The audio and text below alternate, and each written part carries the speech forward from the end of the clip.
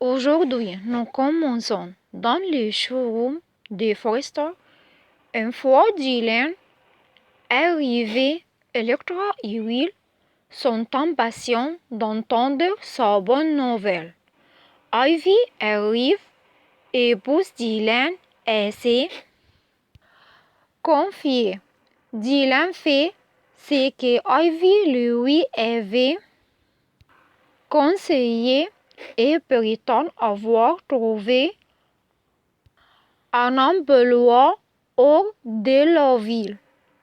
Après avoir fait comme si c'était une opportunité à ne pas manquer, elle insiste sur le fait qu'elle a déjà vidé sa chambre et qu'elle boit aujourd'hui.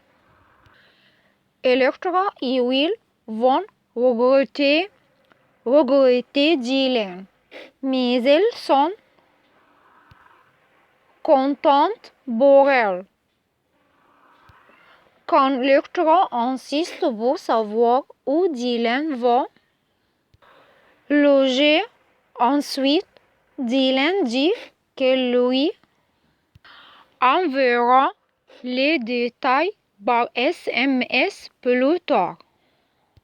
Après avoir bien insisté sur sa gratitude envers Electra et l'avoir prise dans ses bras, Dylan quitte le showroom.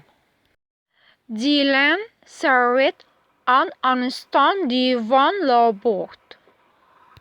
L'air ému, mais Ivy est barrée pour confirmer qu'elle ne révélera rien de comportement inapproprié de Dylan et lui dire au revoir.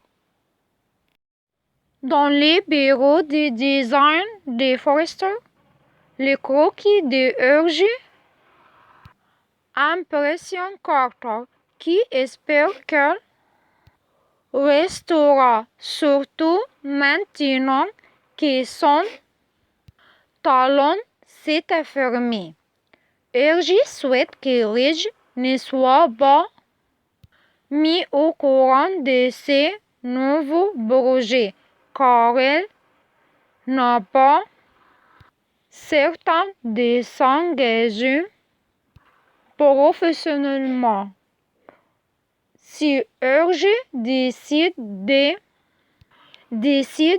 rester, elle veut que ce soit pour longtemps.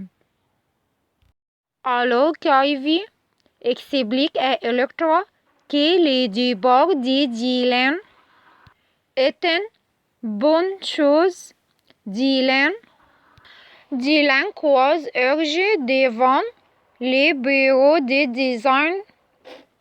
Elle s'excuse car Urge a renversé des cafés sur sa chemise, mais elle semble sous le charme lorsqu'elle s'est brisante.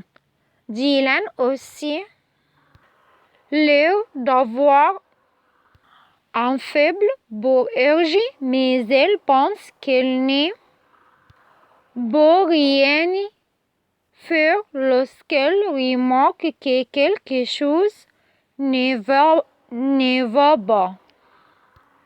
Urge espère revoir Dylan, mais elle n'y croit visiblement pas.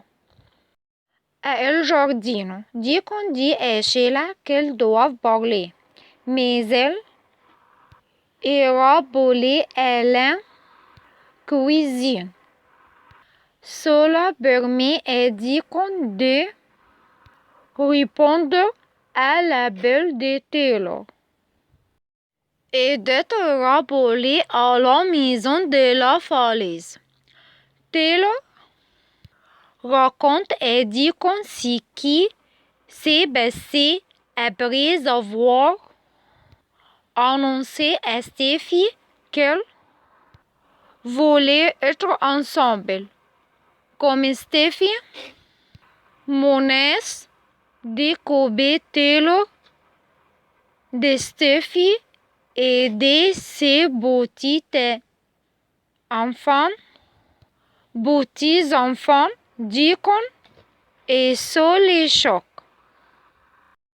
Cette situation place Taylor dans une position délicate car elle ne peut pas perdre sa famille, mais elle ne veut pas non plus perdre Deacon.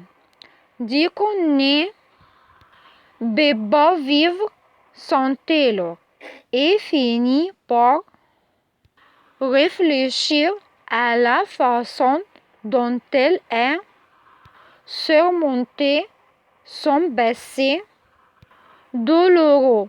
Sheila n'élite pas les aspects négatifs de Deacon, mais elle est étonnée que Taylor ne voit que le bon côté des choses.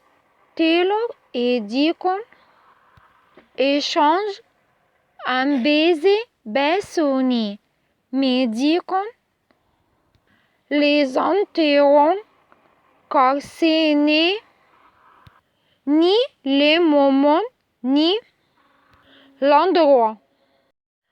De retour à El Giardino, Sheila se demande où Deacon a bien bifurqué. L'incapacité de Deacon et Taylor à se tenir à distance l'un de l'autre finira par causer des problèmes. Alors restez à l'écoute.